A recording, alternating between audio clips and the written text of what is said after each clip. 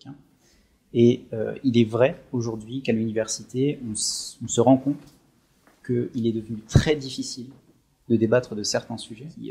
Certains parlent d'une forme de politiquement correct. Mais je pense qu'il faudrait ici distinguer les termes, si vous me le permettez, parce que le politiquement correct, lorsqu'on s'intéresse à l'histoire de l'université, en réalité, le politiquement correct a toujours existé à l'université. Ce n'est pas quelque chose de nouveau.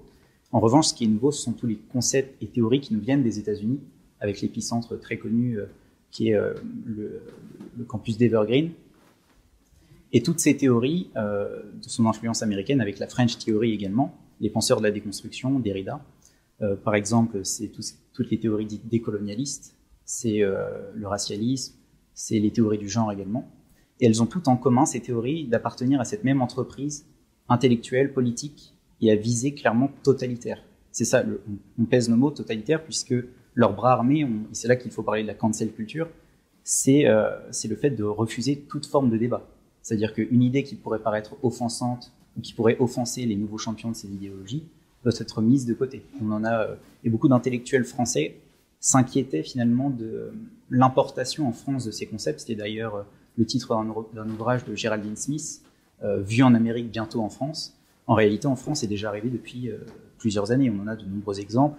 C'est par exemple la philosophe Sylvia Nagezanski, qui avait manifesté son opposition personnelle à la GPA, la gestation pour autrui, c'est-à-dire un contrat à titre onéreux par lequel une personne loue son ventre en contrepartie d'un prix. Elle avait manifesté son opposition. C'est son droit, de toute façon, il n'est pas là pour dire si c'est bien ou pas. La question, c'est, elle devait participer à une conférence à l'université de Bordeaux sur justement cette question de la marchandisation du corps humain. Elle n'a pas pu se rendre à l'université de Bordeaux parce qu'on lui a signifié qu'elle était menacée dans sa chaire parce que des associations, différentes associations d'intérêt catégoriel, avaient menacé d'intervenir physiquement pour l'interdire de participer. Donc ici, un exemple, on ne peut pas débattre parce que l'idée est mal reçue et considérée comme offensante.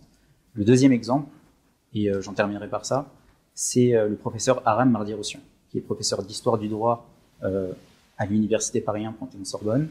Et celui-ci, au cours d'un cours d'histoire du droit et au cours d'une démonstration intellectuelle dont on a complètement mis de côté, avait essayé de lancer un débat sur le mariage pour tous notamment et de déconstruire quelque part le concept de non-discrimination. Celui-ci ne peut plus remettre un pied à l'université aujourd'hui. Et donc, c'est l'une des raisons, je pense, en tant qu'étudiant, enfin ancien étudiant et maintenant élève avocat, pour lesquelles j'ai rejoint le Cercle de droit et liberté. C'est parce que nous souhaitons apporter cette contradiction sur ces sujets et nous le faisons notamment grâce à l'interview que nous avons donnée avec Frédéric Pouillon.